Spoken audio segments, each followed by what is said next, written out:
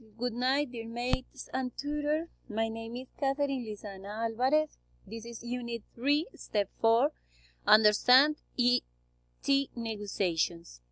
The tutor's name is Ingrid Tatiana Gomez.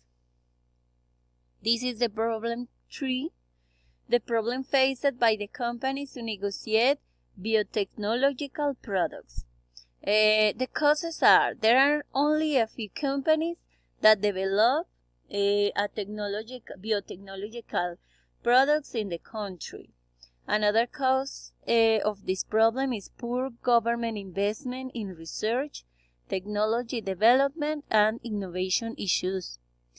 Long lag in the development of medical and biological science. The consequence of the problem that the companies develop few proposals in biotechnology issues, a greater impact on the market of companies that are dedicated to primary markets, and little or no industry development. Now, proposing a solution of the implementation of the business model select, there are still various factors that limit the diffusion of innovation, so it is necessary for countries like Colombia and Latin America to promote intellectual property mechanisms and models that promote new developments of their diffusion.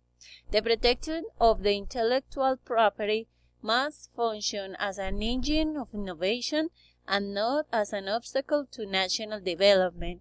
Therefore, the current challenge for Colombia is to use the intellectual property system to promote the development of national capacities as well as the flow of capital and technology. This is as a fundamental requirement must have mechanisms that allow the wide dissemination of knowledge and its applications.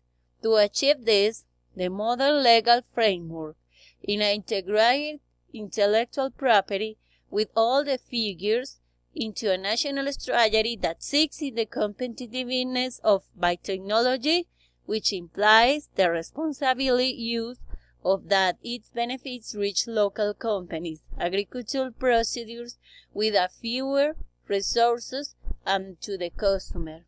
Thank you all.